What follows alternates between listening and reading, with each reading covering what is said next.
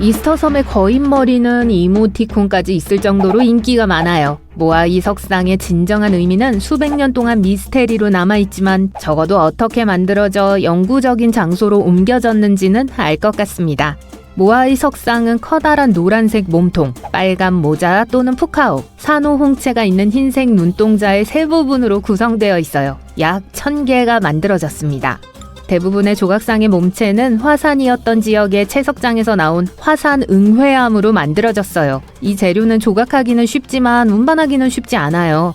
그래서인지 연구원들은 채석장에서 300개가 넘는 미완성 모아이를 발견했습니다. 나머지 모아이들은 마치 마을을 바라보며 주민들을 지켜보듯 여러 곳에 서 있죠.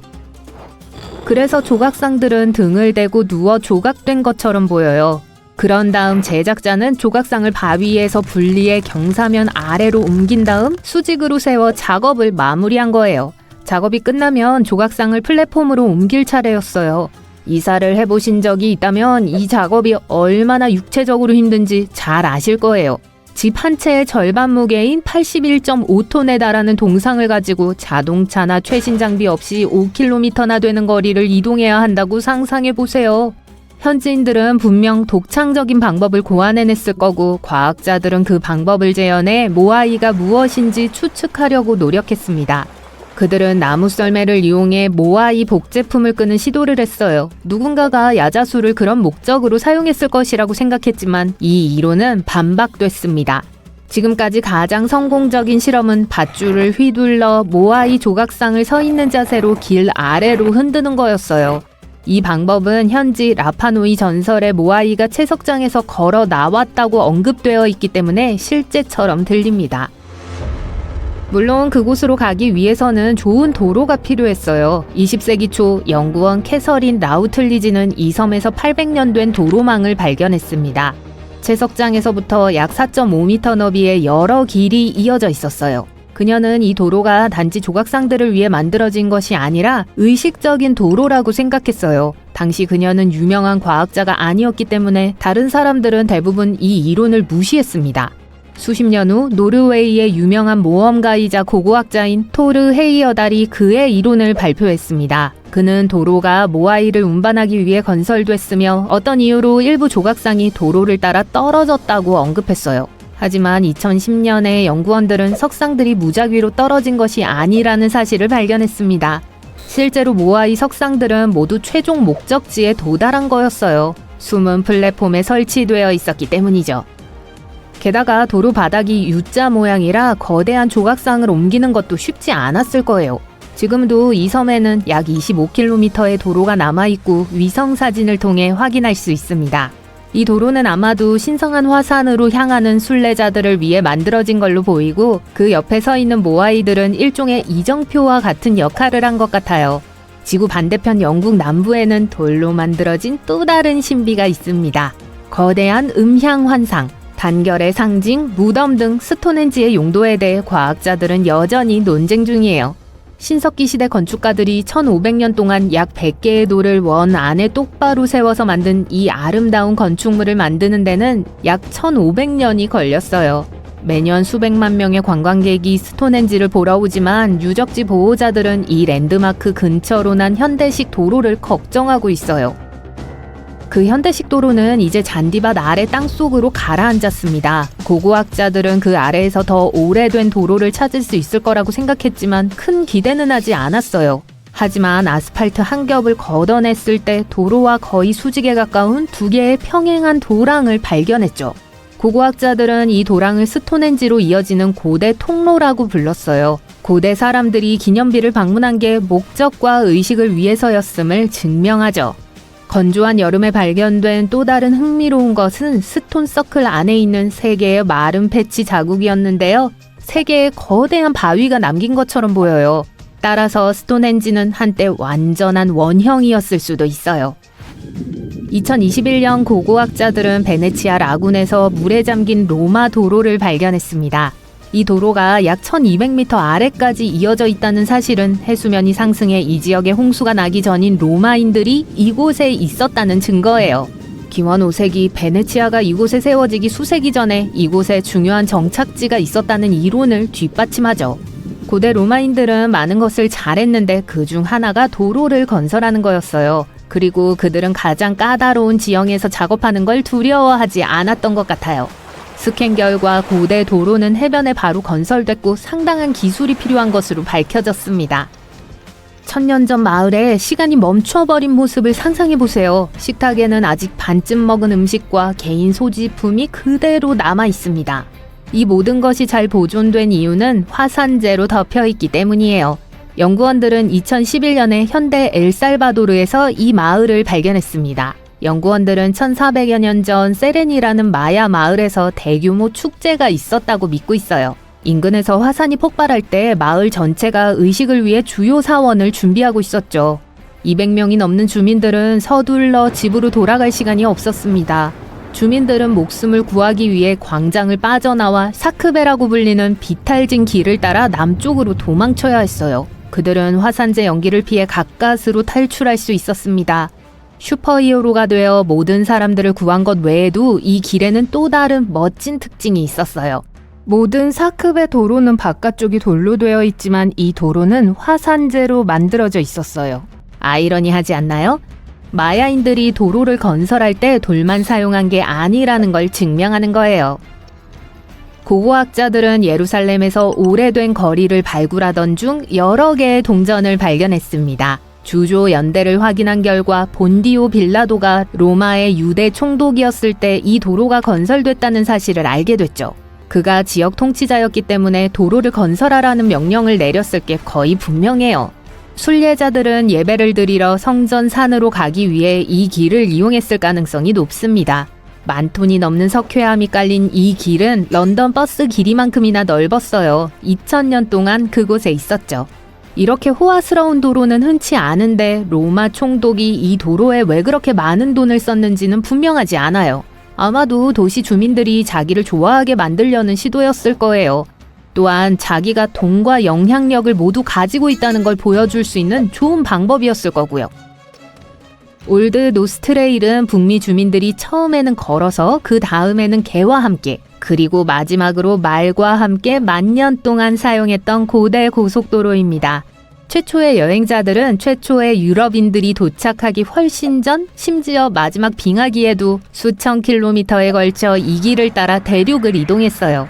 그들은 무역품을 운반하거나 친척을 방문하거나 짝을 찾거나 탐험을 위해 말을 이용했어요. 연구원들은 이 트레일에 대한 블랙풋 인디언들의 이야기와 전설이 사실이라는 증거를 계속 발견하고 있습니다. 그리고 이 길은 인류 역사상 가장 대규모의 이주가 이루어졌던 길일 수도 있어요. 약 15,000년 전 베링 육교를 타고 아시아에서 건너와 북미에 정착한 사람들은 로키 산맥을 따라 얼음이 없는 통로를 이용했을 거고 이 통로는 나중에 트레일의 일부가 됐을지도 몰라요. 나카센도 고속도로는 일본 역사상 에도 시대인 17세기에 교토와 도쿄를 연결하기 위해 건설되었습니다. 499km 길이의 이 도로는 산맥을 가로질러 평야로 내려가요. 공건 영주와 그 가족들이 수도로 이동하기 위해 사용했던 5개의 주요 도로 중 하나였습니다.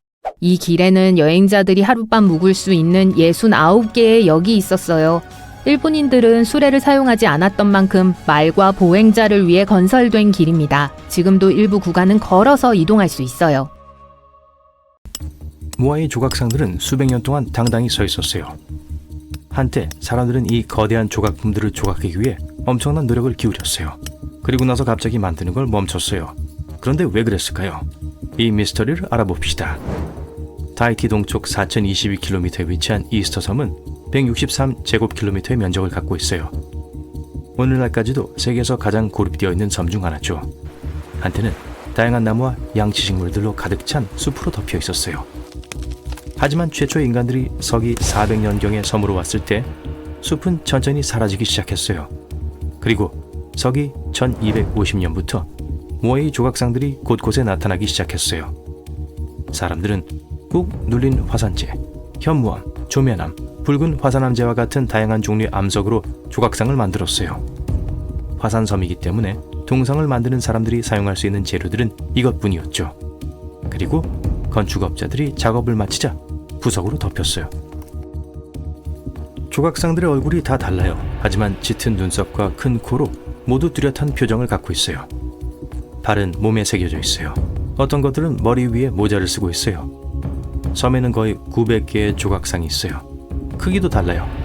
평균 높이는 4m고 가장 큰 것들의 높이가 10m에 달하고 무게가 82톤까지 나가요. 조각상들의 얼굴이 다 달라서 그 섬에 살았던 조상들, 추장들, 그리고 다른 중요한 사람들을 대표하고 기리고 있다는 이론들이 있어요. 하지만 확실한 증거 없이는 모아이의 진정한 목적을 알아내는 건 거의 불가능해요. 한때 해안을 따라 아름답게 서서 정착촌에 있던 사람들을 지켜봤을 거예요. 그리고 등은 바다의 영적 세계를 향해 있었죠. 유럽인들이 1700년대에 모아이 조각상을 처음 발견했을 때 많은 조각상들이 이미 쓰러져 있었어요. 그리고 조각상 건설은 그보다 훨씬 전에 중단되어 있었어요. 이걸 만드는데 엄청난 노력이 들어갔어요. 전문 공예가들은 기본 곡괭이로 천천히 조각상들을 조각하는데 많은 시간을 보냈죠. 최대 6명으로 구성된 팀은 하나의 동상을 만들기 위해 1년 내내 열심히 일해야 했어요. 그리고 나서 종종 그걸 섬의 특별한 장소로 운반해야 했죠. 17.7km나 떨어진 곳으로요. 탄소 연대 측정의 도움으로 전문가들은 이 조각상들이 서기 1250년에 나타나기 시작했다는 걸 알아냈어요. 그리고 나서 갑자기 서기 1500년쯤에 그 과정이 멈췄어요. 조각상의 창조자들은 돌끌들을 마지막으로 썼던 곳에 그냥 두었어요. 그리고 모든 조각상 중 4분의 1만이 실제로 있어야 할 곳에 놓였어요. 그중 절반은 여전히 채석장에 남아있고 나머지는 운송 도중 땅에 버려져 있었어요. 이 섬에서 무슨 일인가가 일어났고 그걸로 모두 조각상에 대한 흥미를 잃었어요. 왜 이런 일이 일어날 수 있었는지에 대해 많은 이론들이 있고 그 대부분은 삼림 벌채와 관련이 있어요. 섬 주민들은 조각상들을 섬을 가로질러 운반하기 위해 나무를 사용했을 거예요. 아마도 썰매와 밧줄의 도움으로 했을 것이고 심지어 조각상을 굴리기 위해 통나무를 사용하거나 띄우기 위해 카누를 썼을 수도 있어요. 결국 나무가 고갈되기 시작했어요. 섬에 있던 나무들은 자라는데 아주 오랜 시간이 걸렸어요. 그리고 쥐들이 대부분의 씨앗을 먹었죠. 사람들은 나무를 다양하게 썼어요. 그리고 실용적인 것들뿐만 아니라 다른 조각상을 만들기 위해서도 필요했어요. 섬의 주민들은 이 조각상들을 세우는 걸 중단할 수 있었던 또 다른 이유는 다른 프로젝트로 바빴기 때문일 수 있어요. 인구가 증가함에 따라 특화된 바위 정원이 더 흔해졌어요. 이게 토양을 따뜻하게 유지하면서 동시에 비료를 만들어주어 토양에 아주 좋았죠. 섬 주민들은 이 바위 정원을 만드는데 더 많은 시간과 노력을 들였어요. 그래서 조각상을 만들고 옮기는 데 집중할 시간이 충분하지 않았던 거예요. 다른 이론에서는 사람들이 믿는 게 시간이 지남에 따라 변했다고 제안하고 있어요. 아마도 섬 사람들은 한때 그 조각상들을 조상들과의 연결로 보았을 거예요. 그러나 얼마 후 힘과 인내의 과실을 묘사하는 의식들이 더 널리 퍼졌어요. 그리고 이런 의식들로 섬 사람들은 바다새와 관련된 그림을 조각하기 시작했어요. 바다새가 섬의 대표 동물이 됐죠.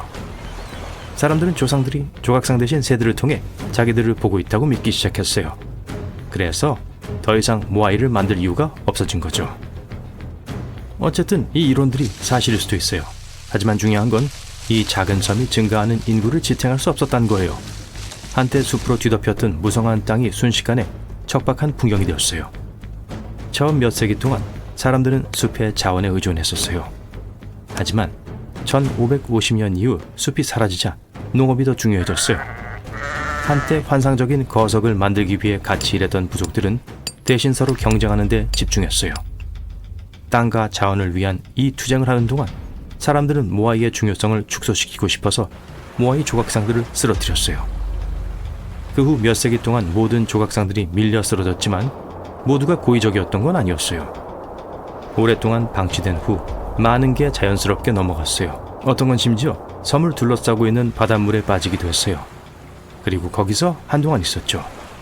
하지만 이 조각상들에게 좋은 소식이 있었어요.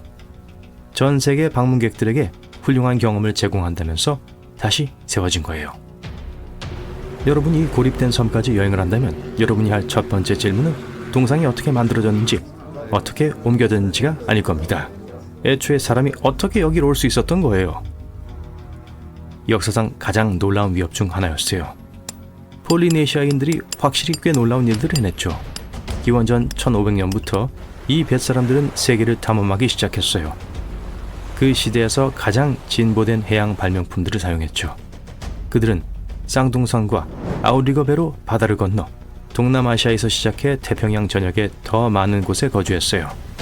기원전 900년에는 하와이에 살 만큼 북쪽으로 갔었고, 기원전 1200년에는 뉴질랜드까지 가서 살았어요. 그리고 물론 동쪽으로 가장 멀리 간 것이 이스터 섬이었어요. 불과 몇백 년 만에 이 초기 선원들은 평방 수천 킬로미터의 지역에서 살았어요. 그들은 자신들이 이미 어디에 갔다 왔는지를 기억했고, 이런 식으로 바다를 항해할 수 있었어요. 아주 다양한 기술을 사용했었죠. 낮 동안 해가 뜨고 지는 걸 봤어요. 밤에는 별들이 그들을 도왔죠.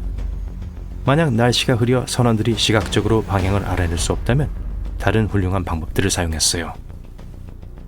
해류와 파도 패턴의 움직임을 관찰하고 물속 생물 발광에 주의를 기울였어요. 이런 패턴들이 특정 섬들이 위치한 곳을 찾는 걸 도왔어요. 이 뱃사람들은 멀리 있는 섬들과 환초들이 어떻게 공기와 바다의 간섭 패턴을 일으키는지도 이해했었어요. 새들도 특정 신호를 제공해 주었어요. 그중 어떤 새들은 한 섬에서 다른 섬으로 먼 거리를 이주했고, 그게 여행자들에게 경로에 대한 시각적인 관련성을 제공해 주었죠. 다른 종류의 새들은 먹이를 먹는 특정한 시간대가 있었어요. 선원들은 이 새들이 언제 어디서 사냥을 하는지 알고 있었고, 이 새들이 먹이를 어디서 먹는지에 따라 배를 몰았어요. 바이킹들은 항해 능력에 비해 너무 많은 인정을 받았어요. 바이킹들이 태양 나침반을 사용하던 곳에서 초기 폴리네시아인들은 자연 자체가 자신들을 어떻게 인도하는지에 대한 지식에 온전히 의존했었죠. 그들의 기술이 너무 진보되어 있어서 1769년에 영국 탐험가인 제임스 쿡 선장도 바다에 대한 폭넓은 지식 때문에 폴리네시아인 항해사를 고용하기도 했어요. 하지만 더 놀라운 것은 그 사람이 외워서 지도를 그렸다는 거예요. 폭이 3218km인 지역이었어요. 이 지역에 130개의 섬이 있었고, 항해사는 그 섬들 중 74개의 이름을 알고 있었어요. 항해를 시작할 때 쿡 선장은 종종 항해사의 조언을 무시했었어요. 하지만 여행이 끝날 무렵 선장은 아주 큰 감명을 받았어요. 그는 폴리네시아인들을 아마도 지구상에 가장 널리 퍼져 있는 국가로 인식하기도 했어요.